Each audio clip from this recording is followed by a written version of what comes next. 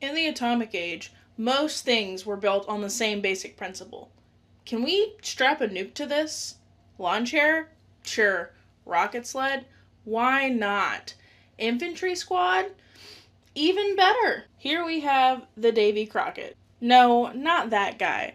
I'm talking about a literal nuclear weapon that you could launch from a glorified tripod. This thing was small enough that if you really tried, you could probably shove it into your Jeep Wrangler, right next to the enormous amount of shame that you should have for buying a Jeep Wrangler, of all things. Now, imagine you're a Cold War grunt. You don't have drones, you don't have GPS, but someone did give you a nuclear warhead the size of a large watermelon. Behold, the M28 and M29 Davy Crockett weapon system. Two sizes of portable insanity, and at their core, the W-54 nuclear warhead. About 50 pounds of atomic fuck you, with a yield of 10 to 20 tons of TNT. It fired the M388 projectile, which looked like one of those Nerf football grenades. Yeah, that was really a thing. The M28 had a 1.25 mile range. The M29 hit 2.5.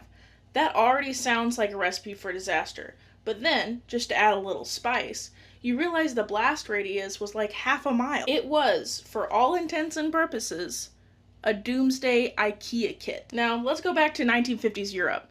NATO's biggest fear? Soviet tanks busting through Germany like they're late for vodka and war crimes. Now, what was their solution to that, you may ask?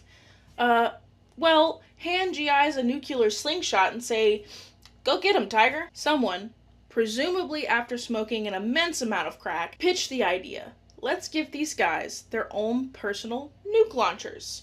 And instead of being laughed out of the room, it got funded. Now, the logic was a Cold War classic. If we can't outnumber them, let's out-nuke them. Thus was born the tactical nuclear bazooka, because the enemy is no longer a threat if they're too busy being a very fine powder. Now, here's the kicker. This thing was damn near just as dangerous to the guy operating it as it was to the guy on the receiving end. The W-54 had a blast radius of about 1/4 mile, with the M28 having a max firing range of 1.25 miles. If you're just not that good at math, wind shifts, or gravity just feels petty that day, you turn into a very accurate cosplay of a Chernobyl firefighter. Now, as far as protective gear goes, you have whatever hope you have left, a questionably fitting gas mask, and maybe a lead-lined poncho, if someone remembered to fucking pack it. Calling this thing a tactical weapon is about like calling a chainsaw a personal grooming device. Now, no one ever used this thing in combat, but they did fire a live one, because how else are we supposed to spend our Saturday afternoon? Getting that oil change that's been due for over a month? No. Straight Looney Tunes style shenanigans.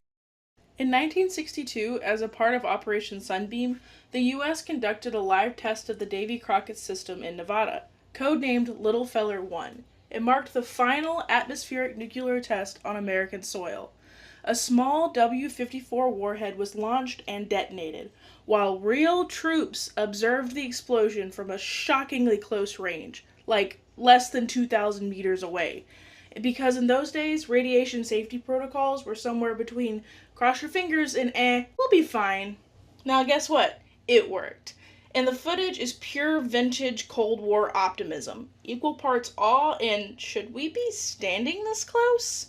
Now, they made like 2,000 of these things. They were deployed across Europe and Korea, basically handed out like overpowered nuclear party favors. You could put it on a Jeep, a helicopter, or just carry it around like the world's most radioactive handbag. Either way, it's very portable.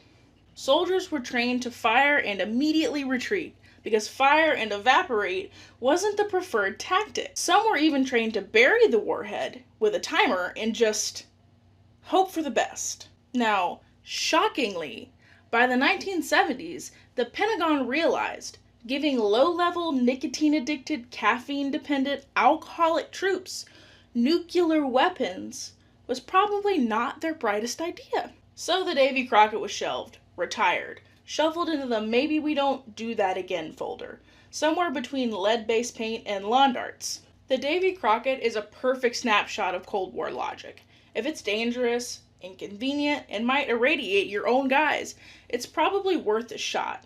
It's a tale of bold ideas, glowing misstep, and very literal example of overkill.